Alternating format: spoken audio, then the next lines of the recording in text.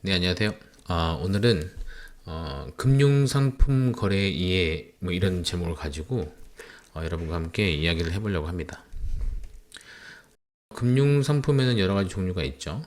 대표적으로 주식이 있고, 그리고 FX, 코인, 옵션, 뭐 금, 광물, 곡물, 뭐 등등등 뭐 여러 가지 지금 이 상품들이 출시가 되어가지고 거래를 해서 수익을 낼 수가 있습니다.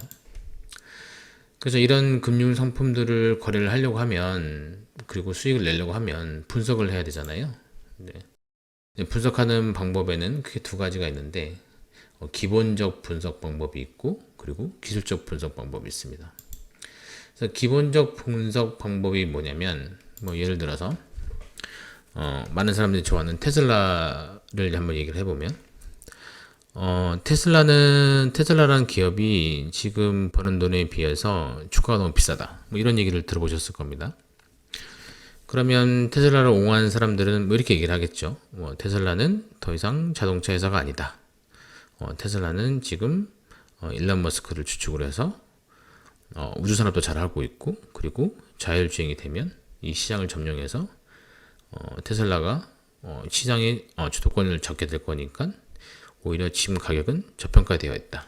뭐 이렇게 해갖고 뭐 주식을 더 사서 모으거나 아니면 기존에 있는 주식을 끝까지 보유하고 뭐 이렇게 거래하는 방법이 이제 기본적 분석이라고 하는 거죠. 다른 예를 들면 뭐 미국의 A라는 바이오 회사가 있는데 이번에 새로운 CEO가 오는데 뭐 그 사람이 뭐 노벨상을 받은 사람이다. 그래서 그 사람이 오면 5년 안에 뭐 이런 신약이 나와서 이 회사가 뭐 100배, 1000배가 될 것이다. 그리고 지금 투자받은 돈도 많기 때문에 파이낸스적으로 전혀 문제가 없다. 그래서 이런 분석을 해가지고 이 회사의 가치를 보고 투자를 해서 투자를 하는 게 이제 주식을 사는 거죠. 주식을 사서 보유하는 것들이 똑같이 기본적 분석이라고 합니다. 이렇게 이제 미래의 트렌드를 예측하고, 그리고 회사의 이제 재무제표, 그리고 회사의 이제 방향성들을 이제 공부하고, 그리고 CEO가 어떤 마인드를 가지고 있고, 이렇게 종합적인 거를 분석해서 거래하는 것들 기본적 분석이라고 합니다. 그리고 그럼 기술적 분석은 뭐냐? 기술적 분석은 다른 말로 차트 분석이라고 하는데, 말 그대로 기술적으로 차트를 보고 거래를 하는 겁니다. 차트를 하나 열어보면 여기 테슬라는 지금 테슬라 지금 주식 차트죠. 그래서 지금 보면 696불이 지금 되어 있는데, 제가 이 플랫폼을 쓰고 있는데 이 플랫폼을 쓰는 회사가 트레이드 스테이션이라는 미국 회사입니다. 이 미국 회사가 제공하는 플랫폼을 쓰는데, 여기에 보면 이렇게 보조 지표들이 들어가 있습니다. 한국 같은 경우는 뭐 삼성증권이 될 수도 있고 미래에셋 이런 데에서 제공하는 플랫폼에도 모든 플랫폼 안에는 보조 지표가 들어가 있습니다. 그러니까 우리가 이렇게 거래를 잘 할 수 있게끔 도움이 되는 보조 지표들이죠. 예를 들어서 뭘 하나를 열어보면 무빙 에버리지를 하나 열어볼까요?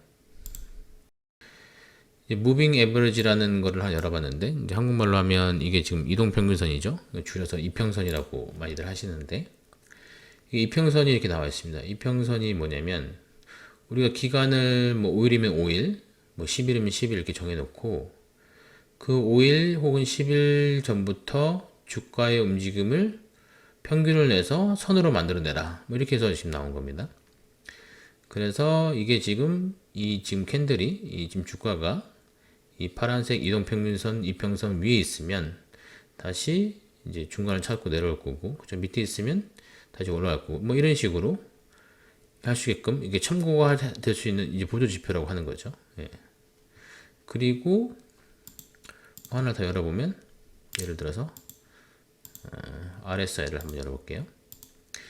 그럼 이 RSI라는 보조 지표는 두 가지 지금 이 파란 연두색 지금 줄이 보이는데요. 이 연두색 박스 안에서 움직이는 거는 자연스러운 거고, 이게 위로 올라가면 과매수니까 이게 지금 박스로 내려올 확률이 있고 반대로 밑에 있으면 과매도 구간이니까 다시 올라갈 확률이 있다. 뭐 이런 식으로 이걸 참고해서 거래하는 거를 우리가 기술적 분석이라고 합니다. 또 혹은 뭐 이런 걸 우리가 지금 캔들인데요, 그렇죠? 뭐 이런 캔들만 보고 이렇게 음봉 내려오고 예를 들어서 밑에 위에 이렇게 양봉이 나와서 꼬리가 쭉 나오면 이런 걸 뭐라 그러죠? 망치라 그러나요? 망치라나? 뭐 이렇게 나왔을 경우에는 상승할 확률이 높다. 이렇게 분석을 하셔가지고 거래하는 것도 이걸 캔들 매매법이라고 그러는데 실적으로 이렇게 거래하시는 분도 있습니다. 이렇게 거래하는 것도 우리가 기술적 분석으로 접근하는 방법이 되는 거죠. 예. 차트를 하나 더 보면 골드를 열었는데 골드도 마찬가지. 우리가 원하는 보조지표를 아무거나 넣어서 그죠? 넣어가지고 이 차트를 분석을 해가지고 이렇게 움직여서 이럴 때 매수 혹은 이럴 때 매도. 이게 차트를 보조지표를 이용해서 분석을 해갖고 자기 나름대로 뭐 노하우와 뭐 여러 가지 이제 시행착오도 있겠죠. 그런 것들을 해가지고 자기만의 매매 기법을 만드는 거죠. 이런 식으로 접근하는 게 이제 기술적 분석이라고 하고, 골드를 뭐 기본적 분석으로 접근을 해보면 뭐 경기가 지금 불안하니까 최고의 안전자산은 금이다. 그래서 금을 사야지 금값은 올라갈 거니까 금을 지금 사야 된다. 뭐 이런 식으로 해갖고 금을 사서 보유하고 뭐 이렇게 접근하는 게 기본적 분석이 되겠죠. 자, 그러면 제가 하고 있는 지금 실전 매매로 영상을 찍고 보여드린 거는 저는 FX를 하고 있는데요. FX도 마찬가지입니다. 이게 지금 제가 저번 주에 거래했던 호달이라고 하는 호주 달러와 미국 달러. 그러니까 FX는 제가 다음 시간에 FX에 대해서 따로 강의를 만들 텐데, 보시면 쉽게 보시면 그냥 이게 호주 달러고 미국 달러인데 이 두 개의 통화가 통화상을 이루어 가지고 호주 달러가 미국 달러에 비해서 지금 가격이 얼마냐, 환율이 지금 어떻게 되느냐, 뭐 그걸 나타내는 거죠. 그래서 이거를 예를 들어서 기본적으로 접근하게 되면 뭐 환율에 영향을 주는 요인들은 여러 가지가 있겠죠. 뭐 제일 큰 것들이 뭐 이자율이 있을 거고, 뭐 호주 달러가 뭐 호주가 이자를 올렸다 그러면 뭐 이론적으로 이제 호주 달러 자체가 이제 강세를 보이면 이렇게 올라갈 수가 있고, 그렇죠? 반대로 미국 달러가 강세면 호주 달러가 떨어질 수도 있고, 뭐 이렇게 되겠죠. 이런 식으로 접근하는 방법이 기본적이고, 또 기술적 분석은 마찬가지로 보조지표를 또 넣어가지고 이게 거래하는 거. 결국은 뭐냐면 이 보조지표, 그러니까 기술적 분석은 차트가 있으면 어느 정도 다 이제 차트가 있으면 거래가 가능하겠죠. 뭐 기본적 분석은 좀 틀리겠죠. 뭐 예를 들어서 뭐 환율 전문가도 있을 거고, 금의 전문가도 있을 거고, 뭐 광물에 대한 전문가가 있을 거고, 각각 전문가들이 예측을 해가지고 그리고 상승이냐 하락이냐 이렇게 얘기를 하는 거고, 기술적 분석으로 하는 사람들은 뭐 어떤 거든 상관없습니다. 그렇죠? 이 뭐 공통된 자기만의 보조지표를 가지고 매매를 하는 거기 때문에 뭐 크게 상관은 없습니다. 제가 지금 FX를 통해서 지금 100일 실전 매매라는 지금 프로젝트를 하고 있잖아요. 그래서 제가 처음에 이거를 해봐야 되겠다라고 마음 먹고 금융 상품들을 고르는데 FX를 선택한 이유가, 그전에는 저는 주식을 했습니다. 그전에 주식을 했는데 주식을 뭐 하루에 뭐 1시간 정도 차트를 보고 거래를 하는데 뭐 지금처럼 단타는 안 하고 뭐 짧게는 2, 3일, 뭐 길게는 2개월, 3개월 정도 보유를 하고 뭐 그런 식으로 해서 수익을 내고 했습니다.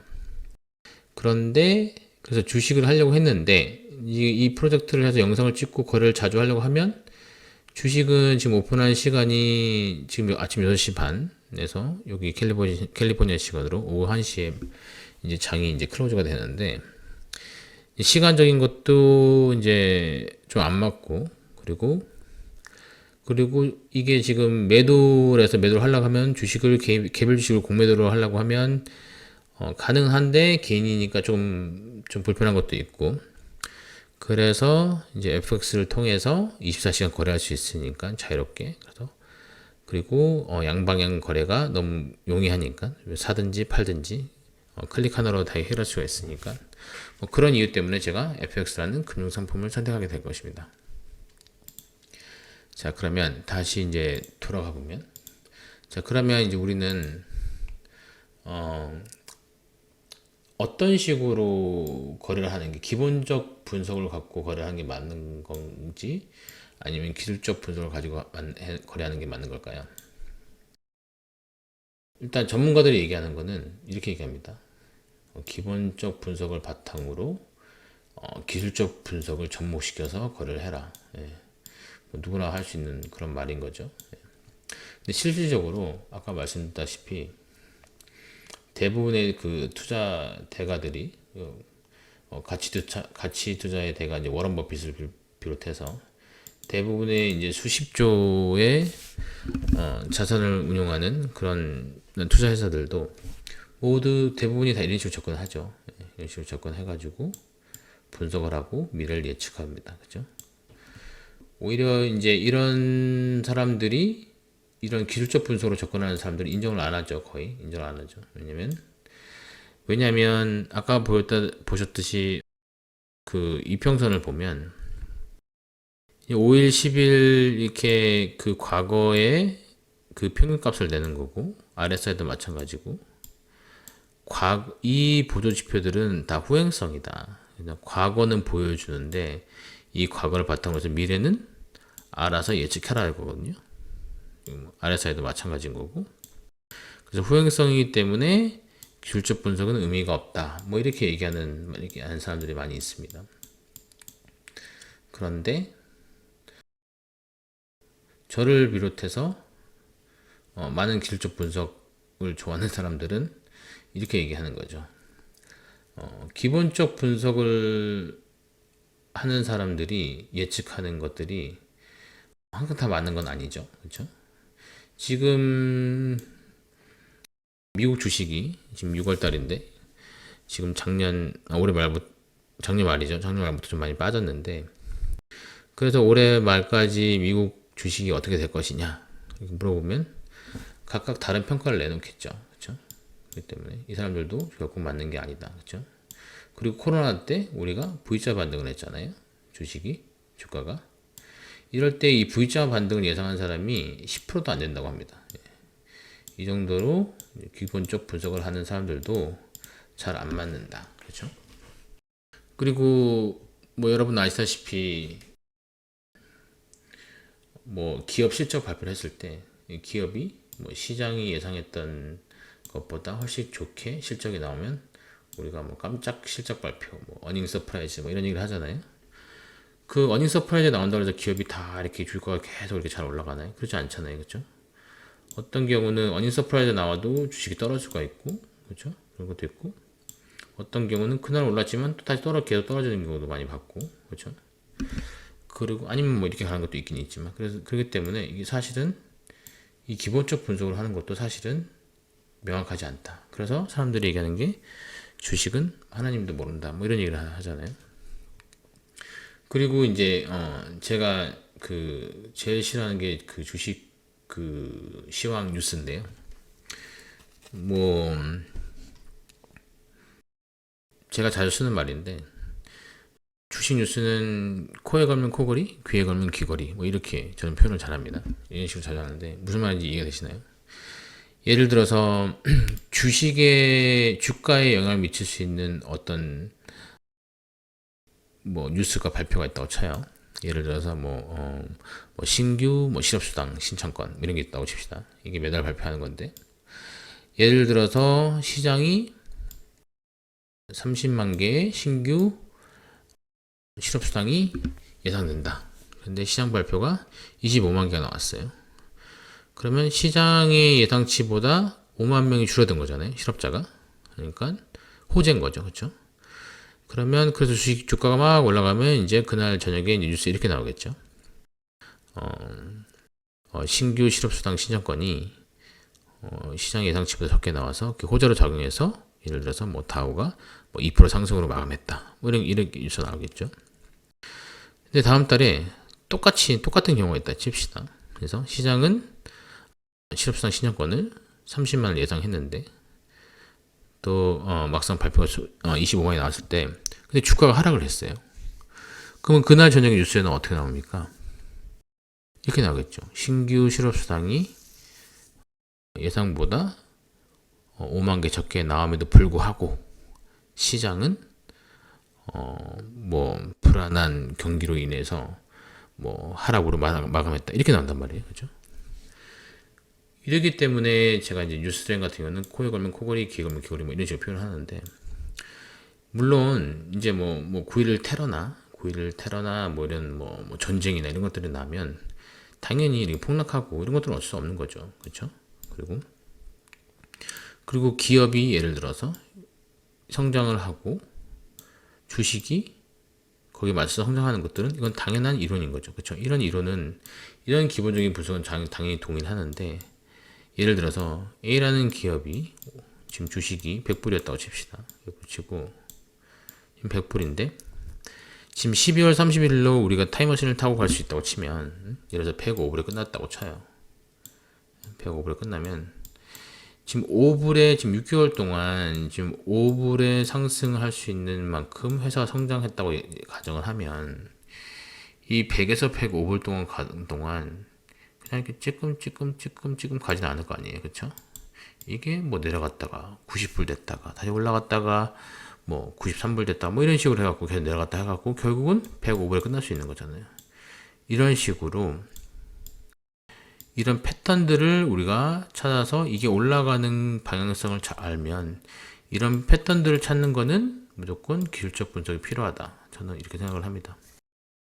그래서 결국은 이제 보면 이제 불특정한 다수가 이제 거래하기 때문에 그 거래자들 심리를 파악을 해야 되는 거잖아요. 그래서 주식은 심리다 뭐 이런 말도 있는데 그런 것들을 우리가 다 파악할 수가 없으니까 그럴 때는 우리가 보조 지표를 이용해서 그런 심리들을 오히려 이런 지표들, 보조 지표들을 이용해서 물론 과거지만 이걸 가지고 우리가 맞게끔 자기 것으로 만들어서 이런 그걸 접목시키면 이런 것들을 찾아낼 수 있다고 생각합니다. 예. 네, 오늘 이렇게 간단하게 금융상품 거래 이해라는 제목을 가지고 기본적 분석 그리고 기술적 분석을 알아봤는데 조금 도움이 되셨으면 좋겠습니다. 예. 그래서 제가 아까 말씀드렸다시피 다음 영상에는 제가 거래하는 FX에 대해서 잠깐 설명을 드리도록 하겠습니다. 네, 그러면 오늘은 여기까지 하겠습니다. 네, 감사합니다.